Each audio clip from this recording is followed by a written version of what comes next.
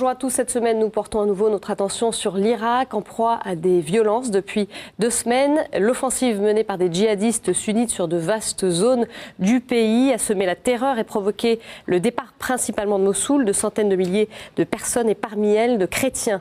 Quelle est leur situation? Décryptage avec notre invité, le père Anis Hanna. Père, bonjour. Bonjour. Alors vous êtes dominicain, vous êtes irakien, vous êtes originaire de la région de Karakoche qui est en quelque sorte maintenant la capitale chrétienne de l'Irak. Vous vivez en France depuis de nombreuses années et êtes actuellement aumônier au centre scolaire Saint-Thomas d'Aquin dans la région lyonnaise. Un grand merci de nous avoir rejoints le temps de cette émission. Peut-être un premier écho de votre pays. Vos proches sont restés en Irak, sont à Karakoche notamment. Alors quelles sont un petit peu les dernières nouvelles reçues de votre pays? Dernière nouvelle, je suis en contact avec ma famille presque tous les jours, avec des amis, avec des prêtres et même quelques dirigeants de l'église, archevêques de Bagdad et de Mossoul. Les dernières nouvelles, les chrétiens souffrent énormément aujourd'hui des conditions de vie. Ils n'ont pas d'électricité toutes les heures, pas d'eau potable, pas de gaz pour faire la cuisine. Et par-dessus le marché, ils ont une peur et la panique. La panique d'être écrasés par cette violence qui a régénéré depuis le 5 juin dernier. Qui sont les auteurs de cette violence? Racontez-nous un petit peu. On parle donc de l'État islamique en Irak et au Levant. De qui s'agit-il? Alors l'État islamique de l'Irak et de Levant a pris sa naissance à partir d'un fondateur qui s'appelle Mus'ab al-Zarqawi, qui a été éliminé par des troupes militaires américaines sur le sol du Moyen-Orient. Ensuite, après, cet État islamique a combattu beaucoup contre Bachar al-Assad, le président de la Syrie. Pourquoi est-ce qu'ils combattent là aujourd'hui en Irak? Quelles sont les raisons? Alors aujourd'hui, cet État islamique s'est rallié avec les anciens de parti basse et les anciens de Saddam Hussein, tout à fait, et avec aussi les généraux et les officiers de l'ancienne armée de l'Irak aussi, qui ont été liquidés, limogés par les troupes américaines en 2003.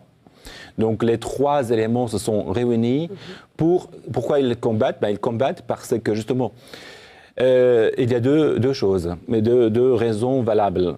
Ça fait 11 ans que les sunnites en Irak ont été marginalisés par l'État chiite de Bagdad. Deuxième chose, c'est qu'ils veulent absolument renverser l'État de Bagdad. Et en l'occurrence, la personne de Al-Maliki qui est premier ministre irakien. Alors, on va revenir un petit peu à cette situation des chrétiens que vous évoquiez, mais peut-être un premier aussi aspect sur la crise humanitaire. On le disait, des centaines de milliers de personnes auraient quitté Mossoul, environ 500 000, même s'il est évidemment très difficile de donner une estimation précise.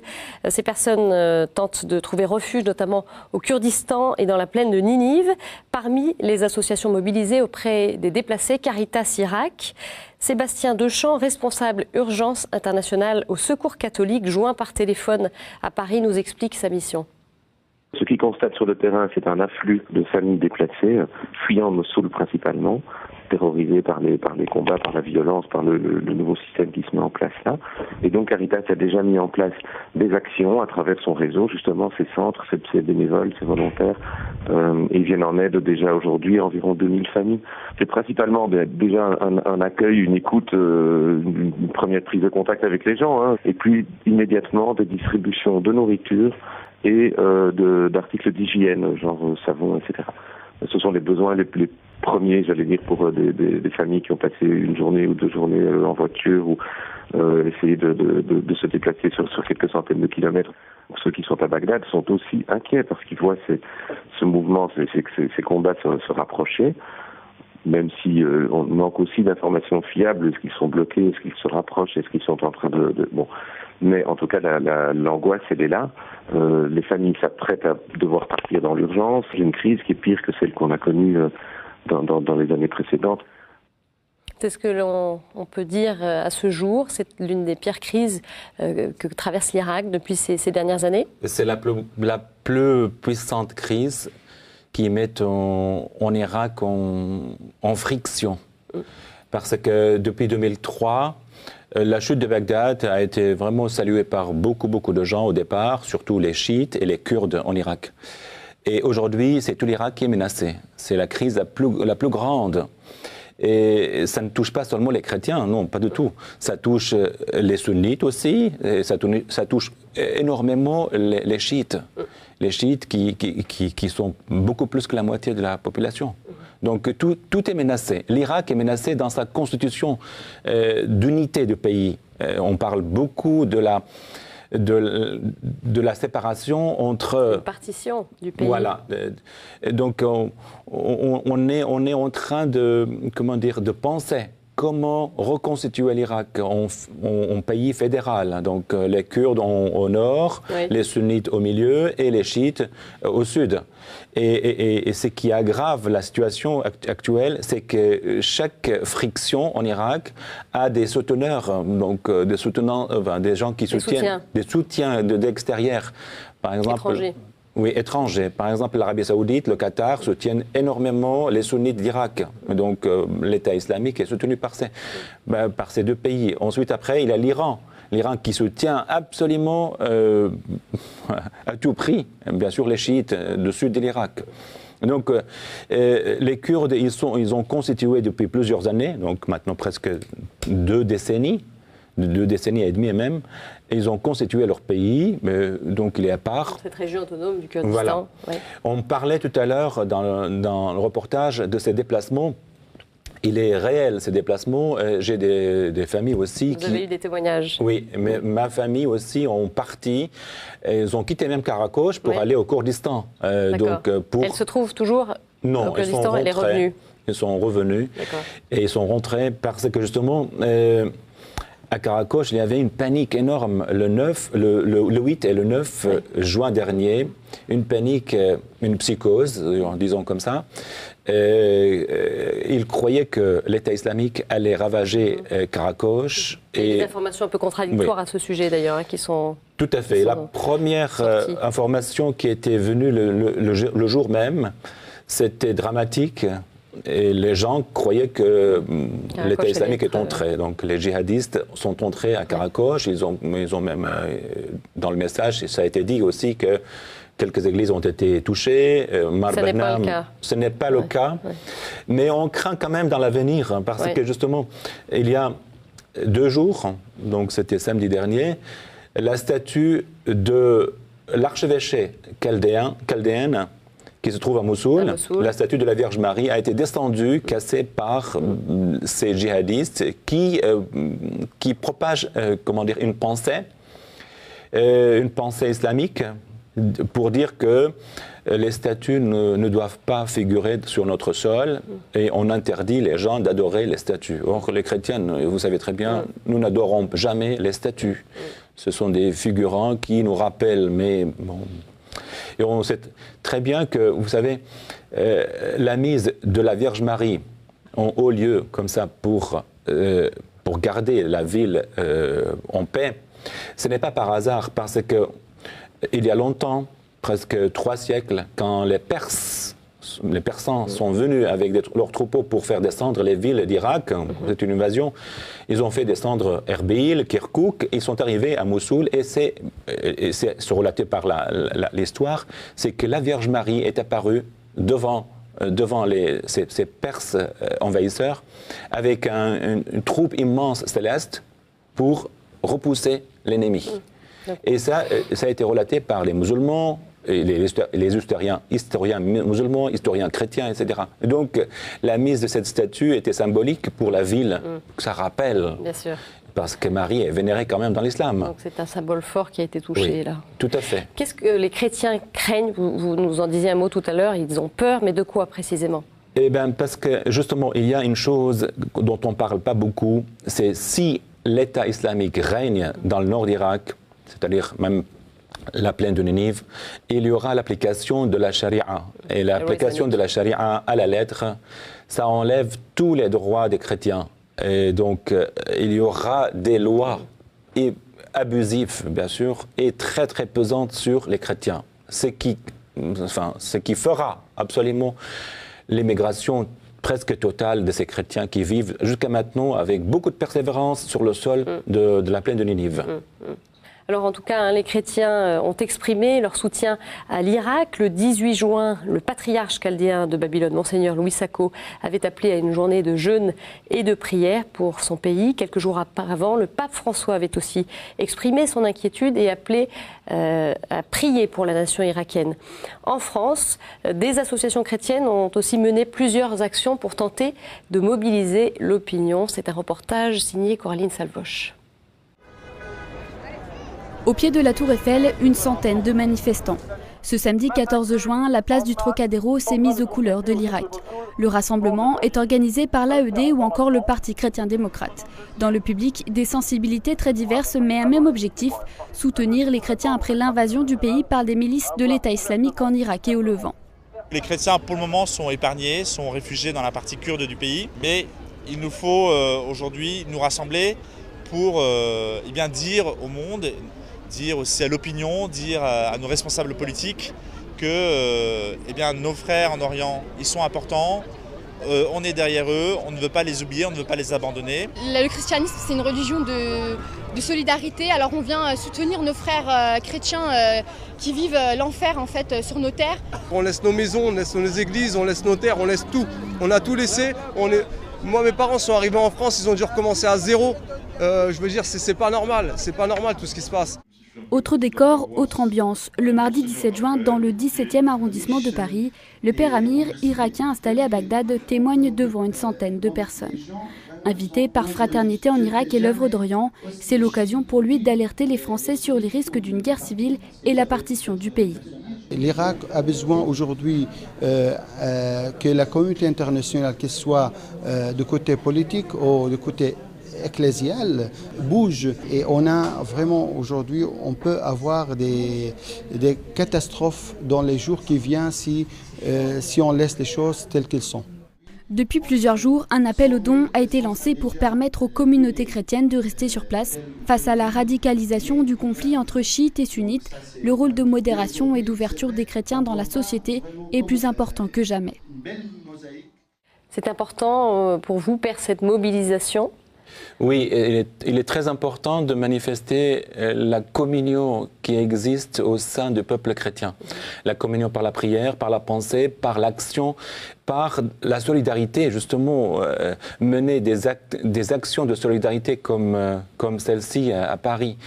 Et ça fait réveiller quand même la conscience collective pour un pays qui souffre. Et j'aimerais bien ajouter quelque chose, parce que quand on veut être solidaire à l'égard des chrétiens, il ne faut pas oublier quand même les autres qui sont musulmans et qui sont modérés et qui pleurent aussi, qui subissent énormément. Malgré eux, ils subissent l'entraînement dans le combat, dans le conflit, et ils ont aussi besoin d'être libérés de tout cela. Ouais. Pour autant, le père Jage, on l'entendait, il disait qu'il faut qu'il y ait une mobilisation de la communauté internationale. De ce point de vue-là, quel est votre regard ? Il faudrait, vous savez, la plupart de nos problèmes actuels, à partir de 2000, disons comme ça, même 1990, lorsque l'Irak est entré en Koweït, nos problèmes ne viennent pas seulement de l'intérieur, ils viennent aussi de l'extérieur. Et il y a beaucoup de choses à reprocher à la communauté internationale et surtout aux Américains. Les Américains qui ont voulu absolument enlever Saddam Hussein de force pour libérer l'Irak. Mais cette libération n'a pas prise, malheureusement. Elle nous a engendré un Irak, un Irak qui n'est plus un pays. Vous savez, l'autre jour, j'ai écrit un peu, je disais qu'en Irak, beaucoup de gens se haïssent. Ils ne s'aiment plus, ils s'accusent mutuellement et ils mènent des actions terroristes les uns contre les autres. Mais nous avons vu quand même, hein, vous voyez par exemple les chiites contre les Kurdes ou les Kurdes contre les sunnites ou les sunnites contre les chiites, etc. C'est beaucoup trop. Alors ce qu'on veut aujourd'hui, c'est que par exemple l'Amérique, qui a libéré l'Irak, elle continue son action jusqu'à la libération, parce que l'Irak n'est pas encore libéré. Et le gouvernement qui est actuellement basé à Bagdad, il faut qu'il s'ouvre aux différentes composantes de la société irakienne. Il y a des sunnites, il y a des chrétiens, il y a des yazidis, il y a des turkmens, il y a des kurdes. Il faut que tout le monde soit à l'intérieur de ce gouvernement pour que l'Irak soit gouverné d'une manière collégiale et fédérale et qu'on fasse honneur à tout le monde et sans négliger une région. Par exemple, là, je viens de dire, pendant 11 ans, la région des sunnites, 6 départements ont été complètement marginalisés. Moi, je qualifiais Mossoul comme la poubelle de l'Irak à cause de la saleté, manque de services, manque d'hygiène, manque d'attention du gouvernement.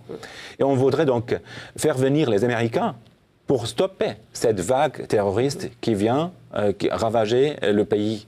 Et malheureusement, M. Obama, il est très très prudent, il est très lent pour prendre des décisions, etc. Le Congrès américain n'accepte pas facilement d'envoyer quand même des troupes militaires, parce que l'Irak tout seul ne peut pas faire face à ça. Et ça, c'est vraiment, ce sera grave, grave, grave. Parce que, par exemple, dans quelques jours, on aura des combats qui s'approchent de Bagdad. Et là, il y a une population civile énorme et qui sera prise par le piège. Et l'État islamique est très, très, très armé. Très, très armé. Et en plus, ils ont des techniques. Ils ont cultivé pendant ces années la technique de la guerre en Syrie, la guerre dans le nord d'Irak, et ils font tomber les villes, Mossoul, Salahuddin, Tikrit, la ville de Saddam Hussein, et au Anbar, aujourd'hui, même la frontière irako-syrienne, irako-jordanienne ont été contrôlées par l'État islamique. Donc ça fait une étendue immense d'une zone contrôlée par l'État islamique.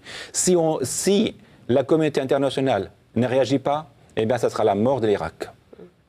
Et les chrétiens dans tout ça? L'Irak, bien sûr, vous savez que c'était un pays chrétien par excellence avant l'islam. Ces chrétiens s'attachent à leur sol. Ils ne veulent pas partir. Beaucoup de membres de ma famille ne veulent pas partir parce qu'on est né ici, on mourra ici. On a des racines, on a des traditions, on a des églises, on a notre vie. On aime ce pays, mais malheureusement,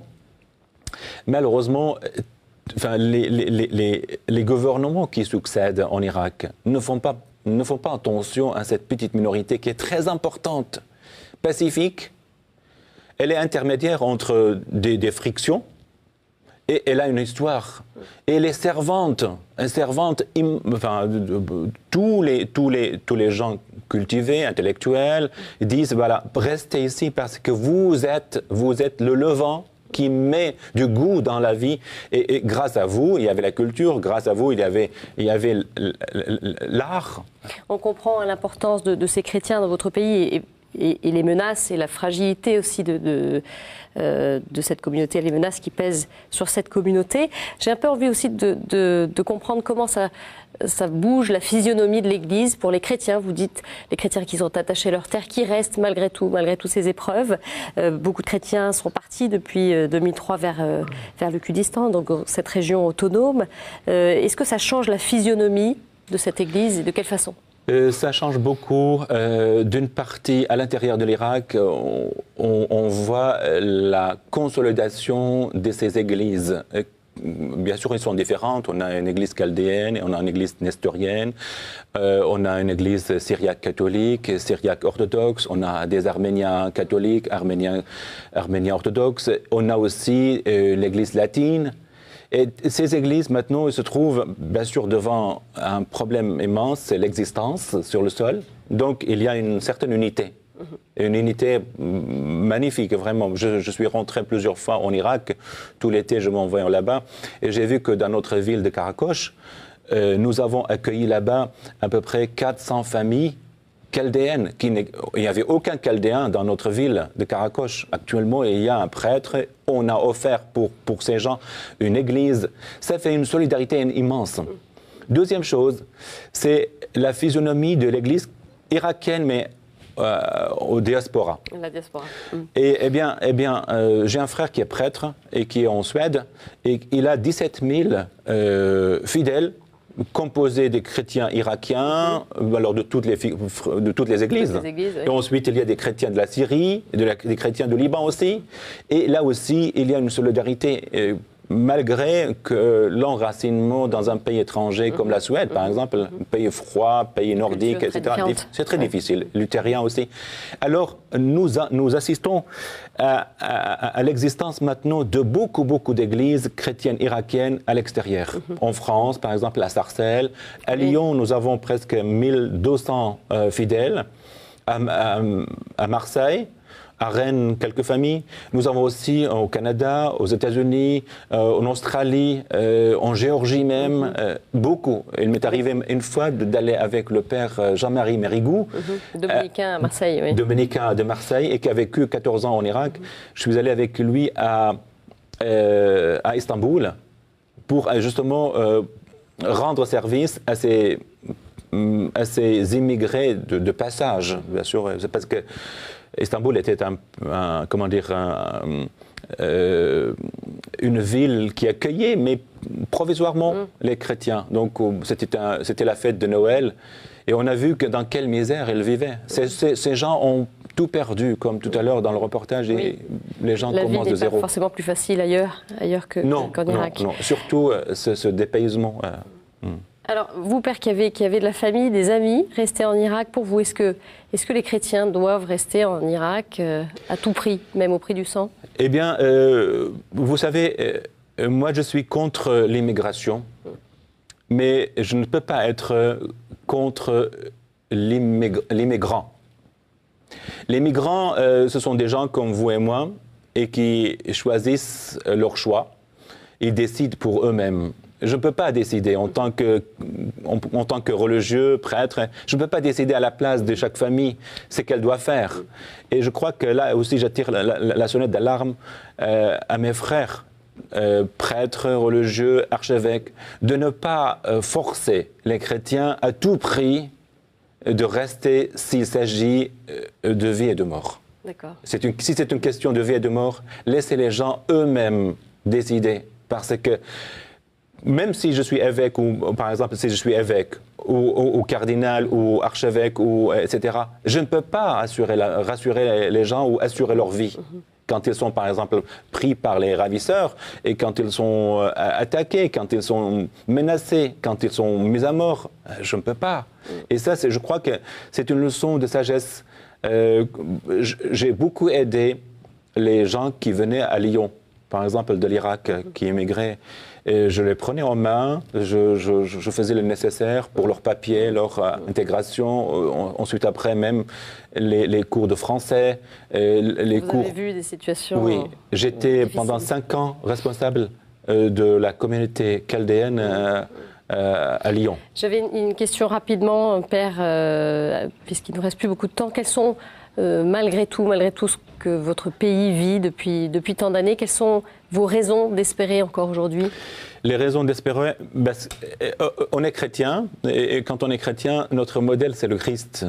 C'est lui qui nous apprend comment espérer, comment avoir la foi, comment combattre, ne pas combattre le mal, mais vaincre le mal par le bien. Et ça, c'est vraiment une leçon très importante que j'ai appris de Saint Paul. Pas combattre au sens de faire face, etc., mais diriger le mal pour le bien. Pourquoi? Parce que justement, il y a beaucoup de gens qui ne sont pas conscients de ce qui se passe en Irak actuellement. Et notamment nos frères musulmans, qui accueillent par exemple l'État islamique à bras ouverts. Et ils croient que c'est le salut qui vient avec. Non, je pense qu'il faut que les chrétiens disent le mot de vérité là-bas sur place, et qu'ils se montrent. Ils ont encore peur. Je viens de recevoir par exemple une lettre d'une sœur qui habite là-bas. Et il m'a dit surtout, il ne faut pas la traduire, cette lettre. Il ne faut pas la montrer, parce qu'il s'agit d'une communauté. Voilà. Et donc, ils ont peur. Et moi, je crois que si on est porteur de l'Évangile, du message de Christ, il ne faut pas avoir peur. Et ne pas avoir peur, c'est déjà être chrétien, comme le Christ qui n'avait pas peur de sa mort ou de sa croix. Il avait la tête haute. Merci beaucoup, Père Hadis Sana, pour votre témoignage sur la situation de l'Irak et des chrétiens d'Irak. Situation, bien sûr, que nous suivrons avec attention. Vous pouvez revoir cette émission sur notre site qui s'affiche sur vos écrans. Très bonne semaine à tous. Au revoir. Merci à vous.